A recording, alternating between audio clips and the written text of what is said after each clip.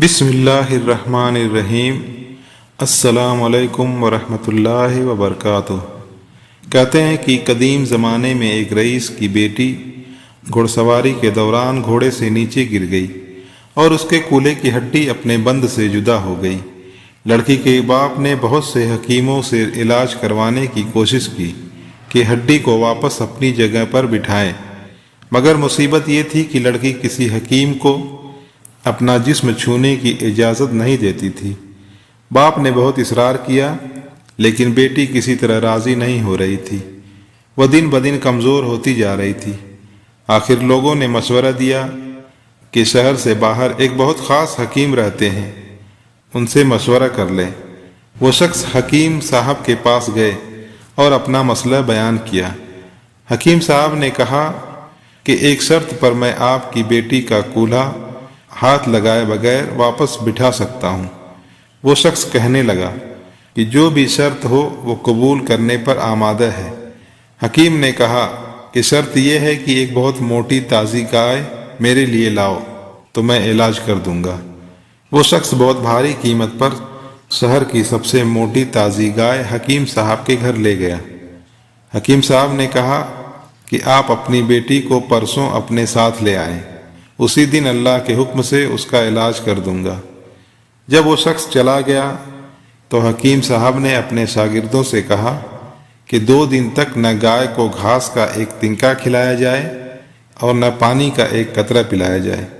شاگرد حیران ہوئے کہ اتنی تنومند گائے 2 دن میں بھوک اور پیاس سے مر نہ جائے، لیکن چونکہ استاد کا حکم تھا اس لیے تعمیل کے سوا کوئی چارہ نہ تھا۔ 2 دن تک گائے بھوک اور پیاس کی شدت سے بہت کمزور ہو گئی۔ دوپہر کے وقت وعدے کے مطابق وہ شخص اپنی بیٹی کو چارپائی پر ڈال کر حکیم صاحب کے پاس لے آیا۔ حکیم نے لڑکی کے والد سے کہا کہ اپنی بیٹی کو گائے کی پیٹھ پر بٹھا دیں۔ سب بہت حیران ہوئے لیکن حکم ماننے کے علاوہ اور کوئی راستہ نہ تھا۔ لڑکی کو گائے کی پیٹھ پر بٹھا دیا گیا۔ اب حکیم صاحب نے اپنے شاگردوں سے کہا کہ لڑکی کے دونوں پاؤں گائے کے پیٹ کے گرد رسی سے باندھ دیں۔ یہ کام ہونے کے بعد حکیم صاحب نے شاگردوں سے کہا کہ اب گائے کے سامنے گھاس اور دوسری خوراک ڈال دو۔ گائے 2 دن کی بھوکی پیاسی تھی، جلدی جلدی کھانے لگی۔ حکیم صاحب نے ان کے سامنے پانی کی بڑی سی بالٹی میں بہت سا نمک ڈال کر رکھ دیا اور گائے تیزی سے پانی پینے لگی۔ پانی میں نمک کی آمیزش سے پیاس کی شدت اور بڑھا دی تو گائے نے ایک ساتھ بہت سا پانی پی لیا۔ گھاس اور پانی نے گائے کا پیٹ پھلانا شروع کر دیا اور لڑکی کی ٹانگوں پر دباؤ اتنا بڑھا کہ وہ چیخنے لگ گئی۔ اچانک کھڑاک کی آواز آئی اور لڑکی شدت درد سے بے ہوش ہو گئی۔ حکیم صاحب نے اس کے والد سے کہا کہ اپنی بیٹی کو گائے سے اتار لیں، آپ کی بیٹی کے کولے کی ہڈی ٹھیک ہو گئی ہے اور یہ گائے آج سے میری ہے۔ یہ حکیم کوئی اور نہیں، حکیم بو علی سینا تھے۔ بو علی سینا ازبکستان کے شہر بخارا میں پیدا ہوئے۔ ان کا اصل نام حسین تھا۔ ان کو مشرق اور مغرب میں طب کا باپ مانا جاتا ہے۔ انہوں نے فلسفہ اور فلکیات کی تعلیم عبداللہ نادلی سے حاصل کی اور ساتھ ساتھ طب کی تعلیم بھی حاصل کرتے رہے۔ پرانے زمانے میں جب جنگ ہوتی تھی تو ایک بادشاہ دوسرے بادشاہ پر حملہ کرتا تھا تو اس سے جو مال برآمد ہوتا تھا وہ اس کو ساتھ لے کر چلا جاتا تھا۔ جو بادشاہ آتا تھا اس کی ہر چیز پر جیتنے والا بادشاہ قبضہ کر لیتا تھا، حتیٰ کہ کتب خانے بھی اس کے قبضے میں آ جاتے تھے۔ ان کتب خانے سے برآمد ہونے والی کتابوں کو بہترین سرمایہ سمجھا جاتا تھا۔ اس دور میں سب سے بڑا کتب خانہ بخارا کے سلطان کے پاس موجود تھا۔ جوانی کے دور میں جب بو علی سینا کو پتہ چلا کہ ایسا ہی کتب خانہ بخارا کے سلطان کے پاس موجود ہے تو وہ کتب خانے میں جانے کے لیے طریقے تلاش کرنے لگا۔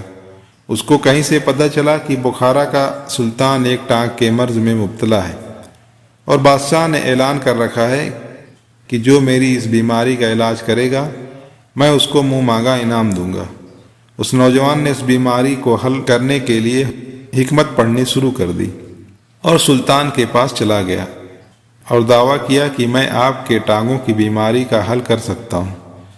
سب طبیب جو ادھر موجود تھے انہوں نے اس کا مذاق اڑایا اور کہا کہ ہم اتنے قابل ہو کر یہ ٹھیک نہیں کر سکے، تم کیسے کر لو گے؟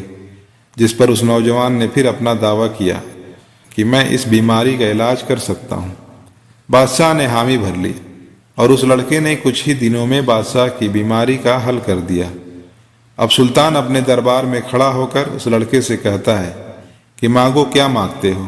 اس پر اس لڑکے نے جواب دیا کہ میں آپ کے کتب خانے میں 1 سال تک گزارنا چاہتا ہوں، جس پر سلطان رضامند ہو گیا۔ ابو علی سینا کی ذہانت کا اندازہ اس طرح لگا سکتے ہیں کہ وہ 1 سال میں پورا کتب خانہ حفظ کر گیا، اور سلطان بھی یہ دیکھ کر حیران رہ گیا کہ اس نے تو پورا کتب خانہ ہی حفظ کر لیا ہے۔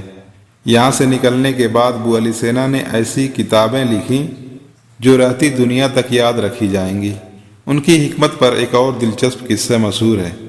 ایک دفعہ بخارا کے سلطان کا بیٹا عجیب و غریب بیماری کا شکار ہو گیا۔ شہزادہ احساس کمتری اور نفسیاتی مریض بن چکا تھا۔ ایک وقت ایسا بھی آیا جب اس کو بیماری نے پوری طرح سے گھیر لیا، یہاں تک یہ اس بیماری کا شکار ہو گیا تھا کہ یہ اپنے آپ کو ایک گائے تسلیم کرتا تھا، اور یہ اکثر دوسرے لوگوں سے کہا کرتا تھا کہ مجھے ذبح کر کے میرا گوشت کھاؤ، میرا گوشت بڑا لذیذ ہے۔ سلطان اپنے بچے کی یہ حالت نہیں دیکھ پا رہا تھا۔ اس نے ابو علی سینا سے التجا کی کہ آپ میرے بچے کا علاج کیجیے۔ ابو علی سینا نے علاج کی حامی بھر لی۔ وہ شہزادے کے پاس گئے اور اسے کہا کہ ہم تم کو ذبح کرنے والے ہیں، لہٰذا تم خوش ہو جاؤ۔ شہزادہ بڑا خوش ہو گیا، اور ابو علی سینا نے دوسرے لوگوں سے کہا کہ اس کے ہاتھ پاؤں پکڑ کر باندھ دو، کیونکہ ہم اس کو ذبح کرنے والے ہیں۔